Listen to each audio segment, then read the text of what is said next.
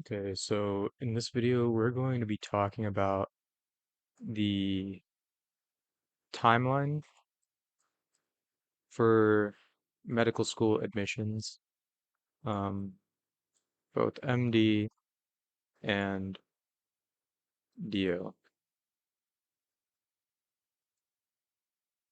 So first and foremost, um, I think what is important to consider is your MCAT, right? This is something that needs to be very heavily emphasized. Um, Especially in terms of the timeline, right? So you will take this exam, ideally study for around 3 months if you have the time to dedicate solely to the MCAT. If you're working a job, you have classes, you might want to look at adding a little more than 3 months potentially. But generally, this is kind of the amount of time most people will spend studying for the MCAT and preparing for it. So you will definitely want to consider that.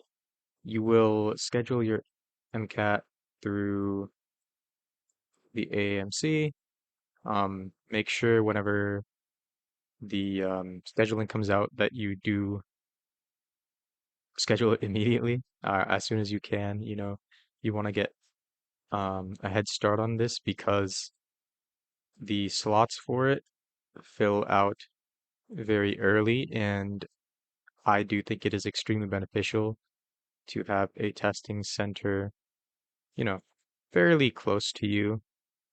You don't want to have to fly somewhere to take a test, right? Where a very important test, I suppose, right? You don't want to have too many things changing at the last moment.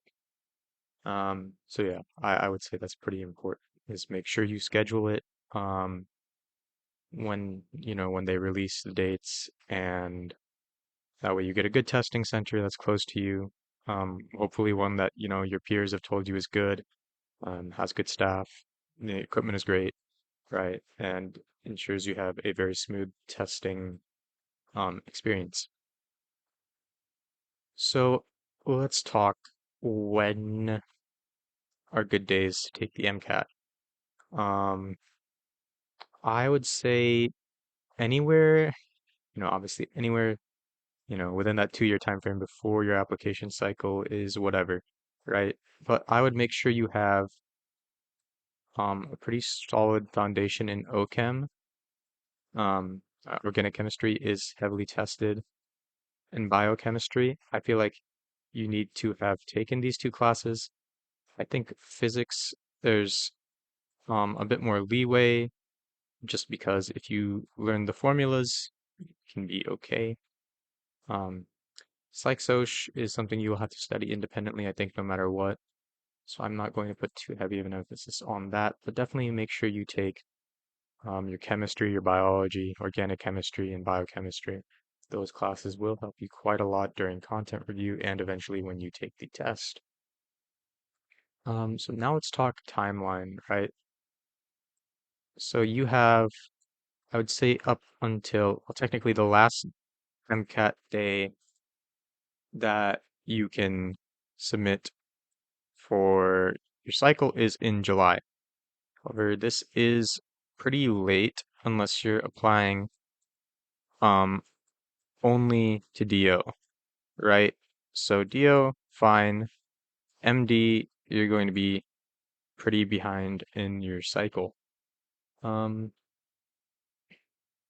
your score will come out 1 month after you take it. But this is the last accepted date. So, maybe your MCAT in March didn't go well, you get your score in April, and July is the only day you can take a test and perhaps get a better score. That is something to consider. Potentially will benefit you, especially if you do believe you can get a better score. So here's what I would recommend. I think realistically, the last month you should probably consider taking an MCAT in is April, right? and then you'll get your score 1 month after, at which time you'll be doing your primary application. But we'll get into that in a little bit. So, right, April, March, February, January. I would say anywhere in this timeline, you're doing good, you're on track. You'll know what your score is before you submit your primary. And I think that's a very important thing to know because it will dictate a lot of the schools you apply to, um, and things of that nature, right? So let's get into the actual application process itself. You will go through AMCAS for your application to MD schools. Um, you will need to fill out primary application, um, and there's only really, I guess, one big essay here, right? There's one essay, and then your ECs, um, plus transcript, right? And then the rest of the material is pretty, I guess, reasonable. You could do it in a time crunch, right? But um, you want to have your essays pre-written, have a friend, your parents, or someone read through them, give you feedback, counselors if your school offers that, right? And then there is AA, um, COMAS. Maybe you have a slightly weaker MCAT score or GPA and you are looking to apply DO. This is where you will do it. Or if you're just considering DO in general, this is where you will do so. So the timeline for these are the same. They pretty much require the same thing, same, letters of recommendation. I will say the only caveat here is that you need a recommendation letter from a DO, um, in order to apply for a DO school. So make sure you shadow a DO if you are considering this pathway.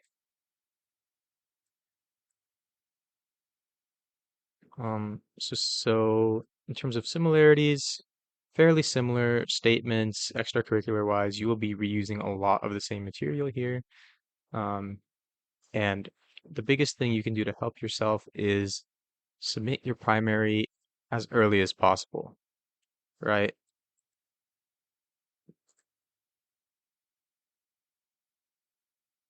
So the earlier you can submit this, the sooner you get your secondaries, right? And the sooner you can, interview for a slot in a medical school. Um, Now, the interview process, we will go over a little bit, but I think this is something that is very important to stress. If you submit your primaries early, you will have much better odds of getting into a medical school, whether that is MD or DO, because being earlier in the cycle simply means there are more open spots, and if your application gets seen earlier, you are now a candidate for one of those open spots. Um, So now that we've talked about that, we will talk about secondaries, right? So you submit your primary, right? After your primary, all these schools will send you a secondary application. Now, secondaries tend to be pretty straightforward. The questions that they are going to ask, usually there will be probably three essays that you'll have to write. Maybe more, maybe less, depends on the school. And these are essays that you can have pre-written. Um, so, maybe in June, July, May, um, April, whenever your time frame may be, you can try and pre-write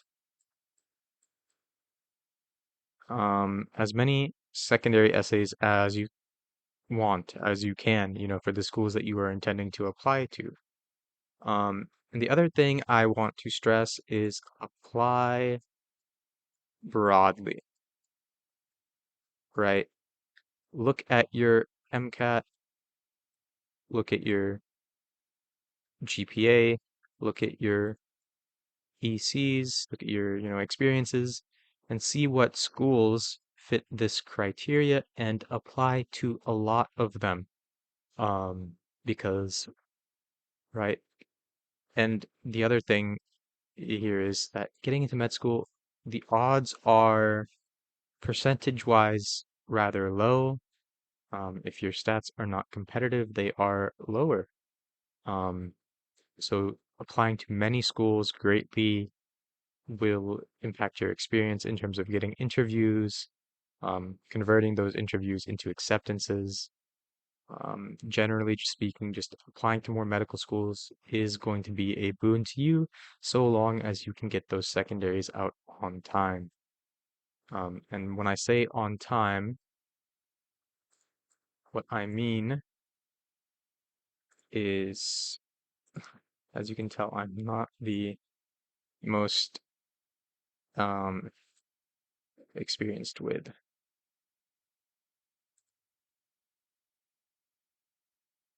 paint. Um, right.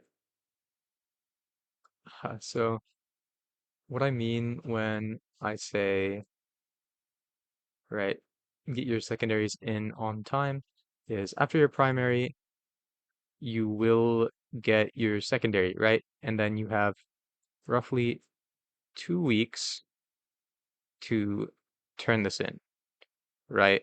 This is your turnover, which is why I recommend pre-writing, because most secondary questions will be available to see on the internet, um, whether they change them or not. So that is kind of something that I would suggest. I think it's very important that you get them in early. Earlier the better. Sooner you get an interview, the better your odds are. So now we're going to talk about, you know, should you apply DO? Should you apply MD?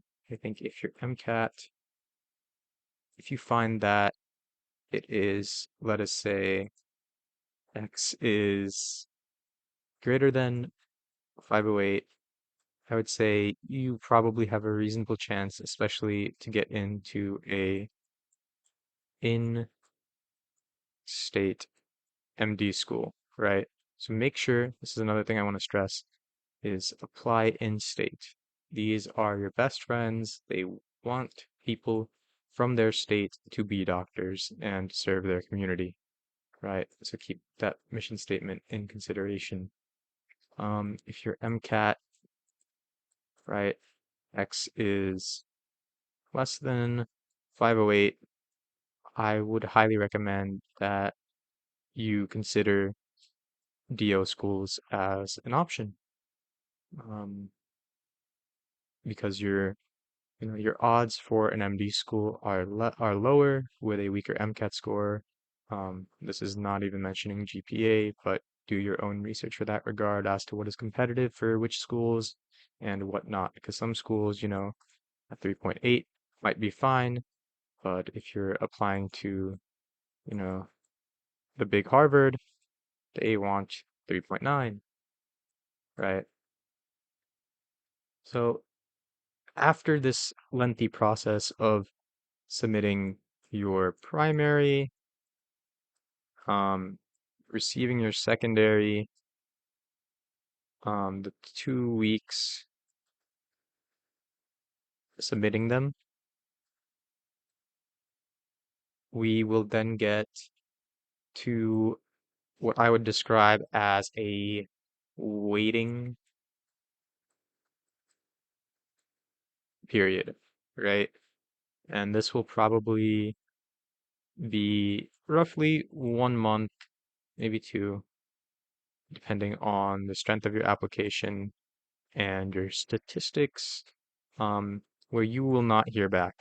And I want you guys to enjoy this time, right? These, weeks that you have off, enjoy it, live life. Don't worry about or think about anything med school related other than maybe interview prep, right? Um, so your first interview will eventually come around. You will receive an email um, containing, hey, we would like you to interview for our school. Here is a calendar of available days and time slots.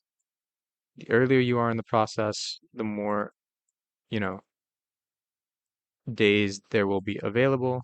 But if you're a little later in the game, you might have to choose one that you might not necessarily like, right? So, speaking of interviews, there are really two options here. There are interviews over Zoom. If a school offers Zoom interviews, typically they will. If they don't appear to offer them, you can call their admissions office and they will typically be willing to give you a Zoom interview. So that is something to consider if traveling is not in question. And then there are in-person interviews, which I would highly recommend, especially because you will get to see their campus, which I think is extremely important when considering a school, see their facilities. Do they have a cadaver lab? Do they have a partnered, teaching hospital, right? Because these are important things. This is where you're going to do your rotations eventually, right? Potentially, or not rotations, your, third year, learning, right? Um, so in person, I would recommend. It's also much easier to be personable with an interviewer. You go, you shake their hands, you smile, you talk, you say goodbye. These are all easier to do in person in my experience, but hey, to each their own. If you find yourself, really struggling with in-person experiences, maybe it's not for you, but I do think then this is an important consideration. You are going to be becoming a doctor, and it is going to be part of your job to talk to people on, excuse my writing, I'm writing with a mouse, people every day, right? So having good communication skills and being personable is extremely important. So when this interview invite comes around, you will probably have maybe 1 to 2 weeks of notice. Usually, some schools are not great about this and they will be a bit last minute. There are also instances where an earlier time slot that was once booked, someone will cancel and this time slot will now become open and they will ask, hey, can you fill this time slot? And I would say yes to something like this if you feel that you are prepared for your interview. Um, right. So I would highly recommend preparing for your interviews. Look at what questions a standard interviewer will ask, have your why medicine not necessarily memorized, but you definitely want to understand, um, you know, the answer to this question. Have your answers to, you know, the, um, I'm blanking on the word for it right now. But have your answers to the kind of ethical scenario questions, right? Where you're put in a situation where, you know, patient is in this situation, your colleague is showing up to work drunk, have those answers ready. I think, you don't want to go into them with anything like memorize. You don't want to go in there with a script. I think a script is not good. I think it um really just it's very apparent, right, when you're following a script. But have a good foundational idea of, hey, I'm going to talk about this part in my why medicine statement, and then I'm going to brush up on this, and then this, and then, maybe the school, normally you would go here, but this school has um, it really likes seeing rural commitment, right? Commitment to rural healthcare. And so you'll talk about this experience that you had, right? Instead of this one for that interview. Um, I just think that that is important. Don't be so set in your idea of I need to talk about this and then go to this and then this. Be open to interacting with your interviewer and playing into those strengths, right? Maybe your interviewer is also from, Michigan, and you're a Michigan native and he lived next to your hometown. You can talk about things like that, and they will greatly help and boost your rapport with your interviewer. Um, so then after your interviews are done, you will once again, you'll probably interview for other schools, but there will be a period of time, probably, you know, 2 weeks, maybe 1 week, depending on how frequently their admissions committee meets. And then they will usually offer you a decision. That decision will either be an acceptance. I would say these typically do happen pretty quickly, um, just because they want you to come to their school to say yes. If they're a DO school, this is where you submit a deposit of either $1,000 to $3,000 um, to hold your seat, right? I find that waitlist also typically get back to you pretty quickly, and the slowest of them all is if they're going to reject you, because they will keep you in consideration unless you really screwed something up in your interview. They'll keep you in consideration for a while unless they decide, hey, we filled up enough slots. Um, we no longer need this candidate, right? Or you're just not a good fit for their school. Otherwise, I would say most institutions will just place you on a wait list. And that is the medical school admissions timeline. Um, all in all, you'll probably start with you'll be done with most things that are, I guess, technically difficult, your MCAT, your SAP writing by July, your secondaries will be submitted. Um, and then you will hopefully have an acceptance of some sort or some interviews by December, and then probably a decision by March or April in terms of where you want to go. And then, medical school will probably start in July. So that is the general timeline. And of course, for those of you who might not get into a medical school on your first try, remember you can retake the MCAT. You can take a 1 year special master's program to improve your GPA. Some of these are also partnered with medical schools, so you can immediately go into medical school afterwards. So those are useful, definitely things to consider. There are also plenty of other, ways to work in healthcare, even if medical school does not work out. But that's all for this video. I'll probably go into, some videos more in depth about interviewing, um, tips, tricks that I utilized in my own process, secondary writing, what I think makes for a good response to an essay, primary writing, things of that nature, and just generally crafting these, why medicine statements they're very important, and I'll probably get into that as well in later videos. But for now, thank you, and drop a subscribe, a comment, a like if you have questions, um, and let me know if there's anything you guys might want to see. But otherwise, good luck in your medical school admissions process. I hope you guys get into your dream schools and all become wonderful doctors someday.